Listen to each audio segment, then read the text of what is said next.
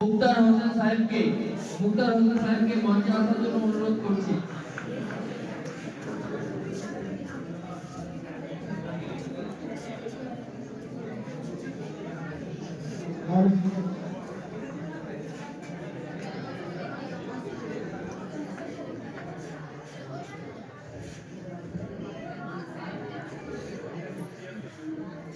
যাই হোক, প্রথমে আমি ছাত্রছাত্রীকে 2 মিনিট সময় দিয়ে দিচ্ছি, তোমরা যত পারো কথা বলে না। ছাত্রছাত্রীকে আমি 2 মিনিট সময় দিলাম, যত পারো কথা বলো, কারণ আমি বললে তোমরা বন্ধ থাকবে, তোমরা বললে আমি বন্ধ থাকবে। যেটা করো একটা করতে হবে, ঠিক আছে? তাহলে সাইলেন্স। পরীক্ষার হল সম্পর্কে তোমাদেরকে, তোমরা যেমন অনেক কবিতা শোনালে, একটা মেয়ে খুব সুন্দর গান করবে, তো ওইভাবে আমিও একটা বলে দিই। পরীক্ষা হলে গিয়ে যারা টিচার থাকে তারা প্রথমে মনে নিয়ে নেয় যে পহলে দর্শনধারী বাদ মে গুণ বিচারী। আগে ছাত্রর ঢোকার আচরণ দেখে নিব, ছাত্রর স্টাইল দেখে নিব, চুল কাটা দেখে নিব, তারপরে ওই ঘরে কি করব ওটা সিদ্ধান্ত নেব। কোনো সাইডে চুল নাই, শুধু মাথাতেই আছে, তো আমি বুঝে গেলাম যে এটা এসছে চুরি করতে, তো এর প্রতি তো পুলিশ দিতে হবে।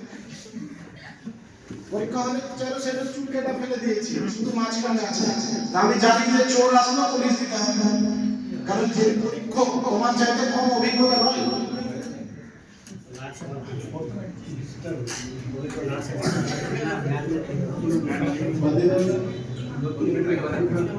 কারণ পরীক্ষা হলের মতো হয় যে সেখানে পরীক্ষক হয়, যে ব্যবস্থা করে, তো সে দেখেই সিদ্ধান্ত নেয় যে কোন ঘরে পুলিশ দিতে হবে, কোন ঘরে টিচার দিতে হবে, কোন ঘরে গোটা দিতে হবে।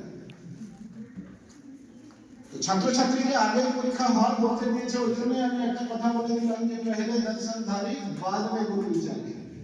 আগে দেখবো, তারপরে সিদ্ধান্ত নেব। এখানে তো আমি ম্যাডাম ছাত্রছাত্রী সহজে বুঝতে পারি না, আমি ম্যাডাম দেখেছি, ম্যাডাম ডাক্তার দেখিয়েছেন, তোমরা ভালো করে শুনবে। ডাক্তার দেখেছেন? ডাক্তার কি করে? আপনি জ্বরের জন্য গেলেন, প্রেসক্রিপশনে লিখে দিল প্যারাসিটামল খেতে হবে, অ্যাজিথ্রোমাইসিন খেতে হবে, সেভোডাক্সিন খেতে হবে।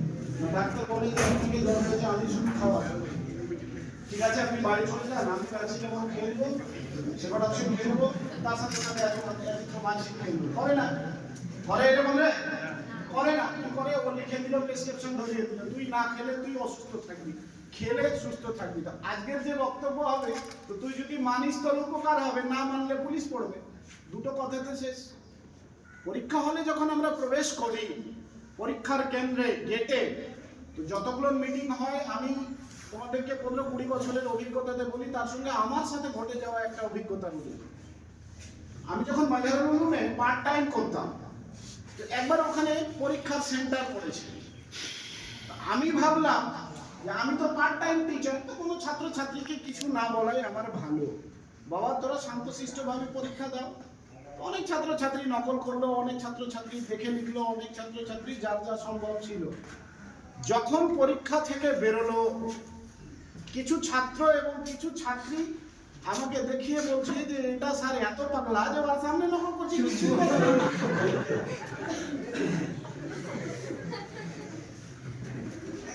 দেখিয়ে ইন্ডিকেট করে বলছে যে এর সামনে টেবিলে রেখা নকল করছি, কিচ্ছু বলে না, কতটা পাগলা। ঠিক আছে, ওটা কাই জানা দেবে। আজকে তো হলো ম্যাথ পরীক্ষার দিন, মাননীয় জিয়াউল হক সাহেবকে বললাম যে আজকের জন্য আমার পরীক্ষাটা ওই ঘরে পড়েছে। তো বলছেন যে ঠিক আছে, কারণ বলো যে ছাত্র যদি 90 ডিগ্রি অ্যাঙ্গেলে ঘুরতে পারে, তো মাস্টারও তো পারে। এটা তো নয় যে মাস্টার কিছু বুঝে না, গালি সবাই জানে, কিন্তু নিজের নিজের কোয়ালিটি অনুযায়ী দেয় না। আমার মুখ থেকে গালি শোভা পায় না, আমি দিই না। আমারই ভাই যে অশিক্ষিত, সে অনর্গল গালি দেয়। তো তারপরের দিন গেলাম পরীক্ষা হলে, তো আগেই বলে দিলাম যার নকল প্রথম ধরা পড়বে তাকে 1 ঘন্টা সাসপেন্ড করবো। নকল তো করবো না, সাসপেন্ড করবো। তো প্রত্যেকটা ছাত্রকে যখন 2 ঘন্টা গার্ড দিলাম, তো বলছে যে স্যার 15 মিনিট যদি ছাড় দিতেন তো খুব ভালো হতো। সঙ্গে সঙ্গে চেঞ্জ হয়ে গেল, আমিও চেঞ্জ হয়ে গেলাম যে ঠিক আছে যা 15 মিনিট নকল কর। তো পরীক্ষা হল ডিপেন্ড করে তোদের উপর, তোর আচরণের উপর। তুই যে জানলা খুঁজছিস যে কোনটা দিয়ে আমার ভাই ঢুকবে, আমি তোমাদের মতো করেই বলছি। জামালপুরে সিট পড়েছে, তো বলছে যে জানার পাশে কোনো বিহারি গাছ আছে কিনা, তো বলছে দিয়ে আমাকে নকল দিতে আসবে, তো গোটা বছর কি করবে? যে ছাত্রটা ঢুকে, আমরাও টিচাররা যারা থাকে, আমি যদি গিয়ে যাই ওখানে ভদ্র আচরণের সঙ্গে ঢুকলাম, পরীক্ষা হলে বসে যা যা দরকার সেটা করলাম, তো টিচার তো তোমাকে 3 ঘন্টা অবজার্ভ করছে যে এই ছাত্রটা কিংবা এই ছাত্রীটা কি করছে, এই ছাত্রটা কিংবা এই ছাত্রীটা কি করছে তার দিকে নজর রাখে। তুমি সারাটা বছর পড়াশোনাই করোনি, গিয়ে ডান পকেট বাম পকেট করছো, তো টিচারও তো ডান পকেট বাম পকেট করবে না। তখন আমরা কি করি, শারীরিকভাবে তোমাদের সঙ্গে সঙ্গে আমরাও খারাপ হই, তার সাথে সাথে তোমার মা বাবা ফেল করে। তুমি আগে ফেল করবে না, তোমার মা বাবা ফেল করবে। এই জন্য পরীক্ষা হলে তুমি তো শুধু ব্রাইটের পড়বে না, আরও অন্যান্য রুল তোমাদের কাছে পড়বে। তো প্রত্যেকটা স্টুডেন্টের দরকার যে প্রথম যৌথভাবে পরীক্ষা হলে আচরণটাকে ঠিক রাখা, কথা বলার স্টাইল, আমার রুমে ঢুকার স্টাইল, টিচারের পারমিশন নেওয়ার স্টাইল, প্রত্যেকটা যেন ছাত্রের মতো হয়। স্যার পেছাব করতেছি,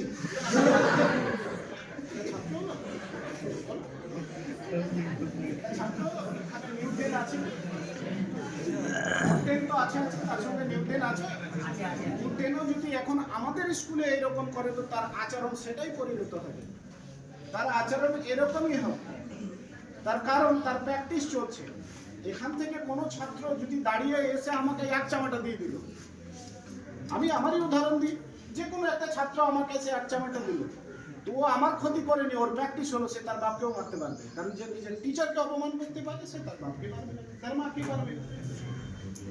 বুঝছো? ছাত্ররা পড়ে কিন্তু জানে না। একটা কবিতা তোমাদেরকে টিচাররা পড়িয়েছে, অসুখী একজন, পড়েছো? ওটা পড়ে ওটাকে যদি বুঝে না, তো আমার মনে হয় না যে কোনো ছাত্রছাত্রীর খাস করে ব্যবহার খারাপ হবে, ঠিক আছে না? কারণ অনেক কিছু ওটাতে বলা আছে, তো আমি ওটা তো বাংলা শায়রি ভালো জানি, কিন্তু আমরা ছাত্রছাত্রীদেরকে দেখি যখন যাই, তো প্রথমে গিয়ে অনেক ছাত্রের ড্রেস থাকে না, ড্রেস কোড পরে যায় না। যে স্কুলের থেকে তোমার রেজিস্ট্রেশন আছে সেই স্কুলের ড্রেস কোড করা উচিত। দ্বিতীয় কথা হচ্ছে, ঢুকে যে আচরণ যে টিচার পড়বে তাকে পরীক্ষা নিতে সহযোগিতা করা উচিত। অন্তত পক্ষে 2 ঘন্টা ধরে আমি যা পড়েছি তা লিখবো। তারপরে যারা সেখানে থাকে, যদি একভাবে ধরো, তো তাদেরকে তোমাদের জন্য নিযুক্ত করা হয়েছে। তুমি যদি জল খাও, তো সে তোমাকে জল নিয়ে এসে দিতে বাধ্য। যে স্যার আমি জল খাবো, তো আমার একটু জলের ব্যবস্থা করে দিন, তো করে দেবে। তাকে যদি বলো যে স্যার একটু আমার এই ছেলেটার জন্য ডিস্টার্ব হচ্ছে, তো তোমার ডিস্টার্ব দূর করবে। কিন্তু তুমি যদি দুনিয়াকে ডিস্টার্ব দাও, তো তোমার তো ডিস্টার্ব হওয়া স্বাভাবিক আছে।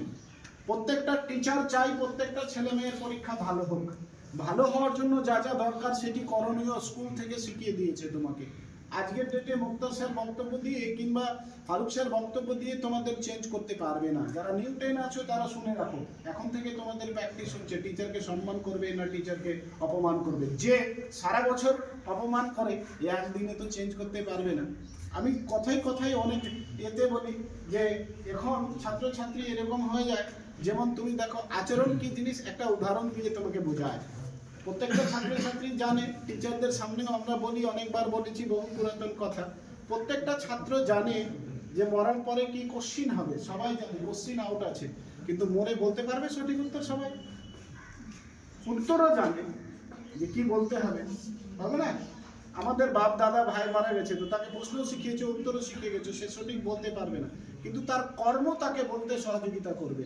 তো ঠিক তেমনি পরীক্ষাটাও, তোমার কর্ম তোমার পরীক্ষা ভালো হতে সহযোগিতা করবে।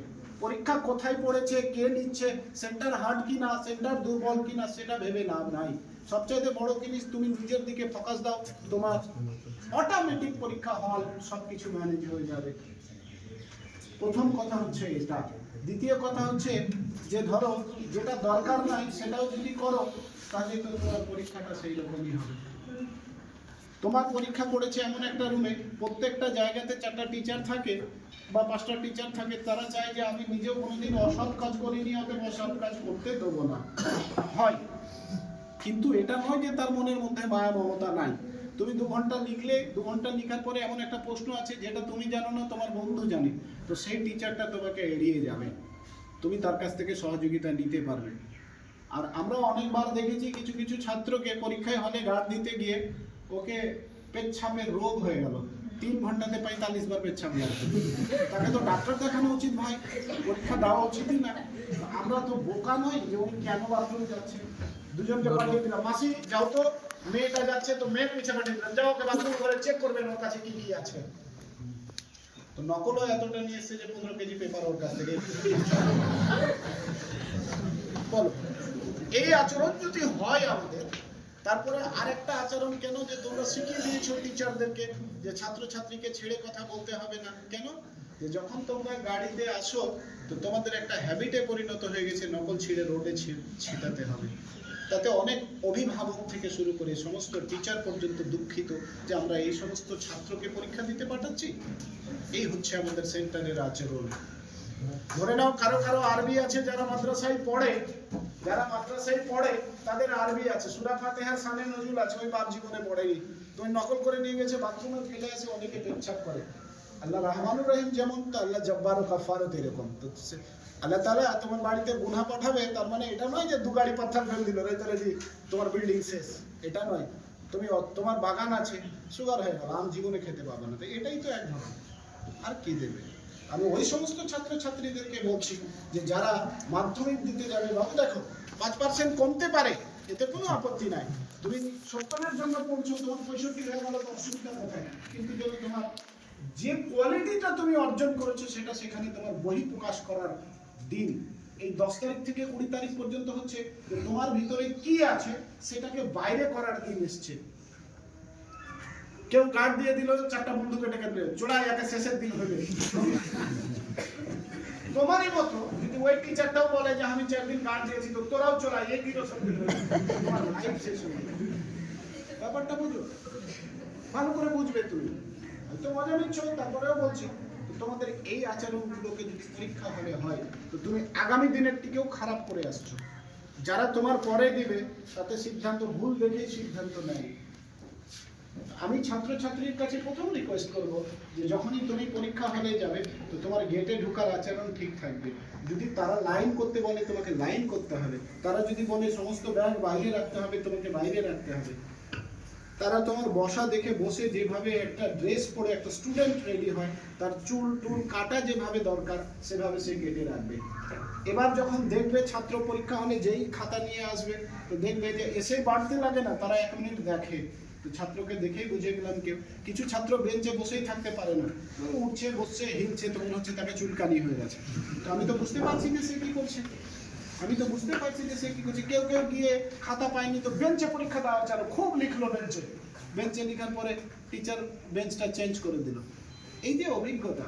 তারপরে আরেকটা জিনিস তোমাদেরকে বলি, ছাত্ররা যেটাতে সবচাইতে বেশি মার খায়, একটা ছাত্র ছিল মধ্যবিত্ত, এক্সট্রা অর্ডিনারি এক একজন হয়, প্রত্যেকে এক্সট্রা অর্ডিনারি হয় না, মোটামুটি ছাত্র হয় আর কম দুর্বল ছাত্র। আমি তোমাদেরকে একটা জিনিস উদাহরণ দিচ্ছি। বিরিয়ানি খাচ্ছ? বিরিয়ানি খেয়েছো? সোজা করে খেয়েছো? কত করে প্লেট দেয়? 80 টাকা না?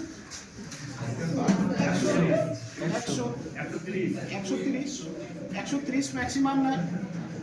স্যাফরনে যদি বিরিয়ানি খাও তো 240 টাকা প্লেট। স্যাফরন নাম শুনেছো? মনে রাখবে কথাটা।